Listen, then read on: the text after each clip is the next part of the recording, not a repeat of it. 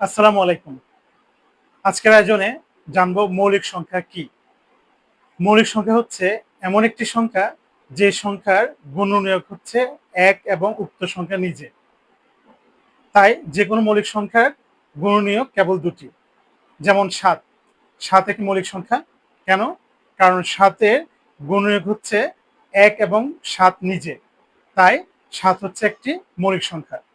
একইভাবে ১৩। ১৩ একটি মৌলিক সংখ্যা। কারণ ১৩ র গুণনীয়ক হচ্ছে ১ এবং ১৩ নিজে। তাই ১৩ একটি মৌলিক সংখ্যা। তাই আমরা বলতে পারি যে সংখ্যার গুণনীয়ক দুটি, অর্থাৎ ১ এবং ওই সংখ্যাটি নিজে, ওই সংখ্যাটি হচ্ছে মৌলিক সংখ্যা। ১ থেকে ১০০ পর্যন্ত মোট ২৫ টি মৌলিক সংখ্যা রয়েছে।